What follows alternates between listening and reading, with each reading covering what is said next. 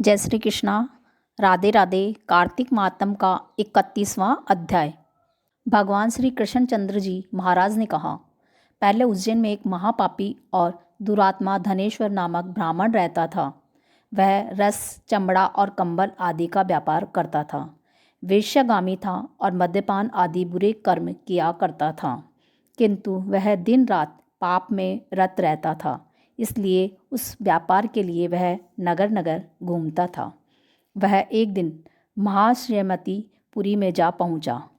महाश्वेमतीपुरी चूंकि राजा महिष ने बसाई थी, इसलिए बस राजा के नाम पर ही विख्यात थी। नगरी के पास ही पापनाशिनी पुण्यकारिणी भगवती नर्मदा बहती थी। उस नदी के किनारे देश देशांतर से आए हुए यात्री कार्तिक व्रत करने के लिए कुछ दिनों के लिए ठहरा करते थे। उन कार्तिक व्रत करने वाले प्राणियों को वहाँ ठहरा देखकर वह दुष्ट धनेश्वर भी इधर उधर व्यापार करता हुआ 1 मास के लिए वहाँ ठहर गया। अपने माल को बेचता हुआ वह नर्मदा नदी के तट पर घूमता हुआ ब्राह्मणों को देव पूजा में अक्सर लगा हुआ वह देखता कि कोई तो पुराण पढ़ रहा है और कोई सुन रहा है, कोई भगवत कीर्तन कर रहा है, कोई भजन सुन रहा है, कोई ध्यान में लीन है और कोई तुलसी की माला धारण किए हुए है।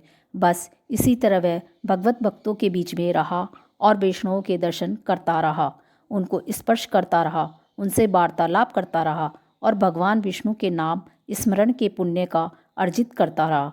वह कार्तिक के व्रत की उद्यापन विधि तथा जागरण को भी देखता रहा। उसने पूर्णिमा को देखा कि व्रती ब्राह्मणों तथा गौओं को भोजन करवा रहे हैं और उनको दक्षिणा आदि भी दे रहे हैं। उसने नित्य प्रति भगवान शंकर की प्रसन्नता के लिए होती दीपमाला भी देखी। त्रिपुर नामक राक्षस के तीनों पुरों को भगवान शंकर ने इसी तिथि को जलाया था। इसी कारण भगवान शिव के भक्त इसी तिथि को दीप उत्सव मनाते हैं। जो मनुष्य मुझ में और भगवान शंकर में अंतर मानता है, उसकी संपूर्ण क्रिया निष्फल हो जाती है। धनेश्वर वहाँ की पूजा विधि देखता हुआ इधर उधर घूम रहा था कि उसे एक काले सर्प ने काट लिया और वह भूमि पर गिर पड़ा। उसकी यह दशा देखकर वहाँ के दयालु भक्तों ने उसको चहुं ओर से घेर लिया और उसके मुंह पर तुलसी दल मिश्रित जल के छींटे देने लगे। और जब उसके प्राण निकले तो यम के दूत उसे बांधकर कोड़ों से मारते हुए यमपुरी को ले गए। उसे देखकर चित्रगुप्त ने यम से कहा, इसने बाल्यकाल से लेकर आज तक बुरे काम ही किए हैं। इसके जीवन में पुण्य तो लेश मात्र भी दिखाई नहीं देता। यदि मैं पूरा 1 वर्ष आपको सुनाता रहूं तो भी इसके पापों की सूची समाप्त नहीं होगी। यह महापापी है, अतः इसको एक कल्प एक घोर नरक में डालना चाहिए। चित्रगुप्त की बात सुनकर यमराज ने बड़े क्रोध में भरकर उसको अपना कालनेम के समान भयंकर रूप दिखाते हुए अपने अनुचरों को आज्ञा दी।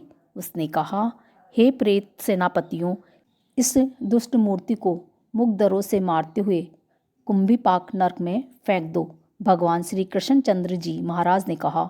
यह सुनकर प्रेत सेनापति ने मुग्धरों से उसका सिर तोड़ते हुए कुंभीपाक नरक में ले जाकर खोलते हुए तेल की कढ़ाई में छोड़ दिया।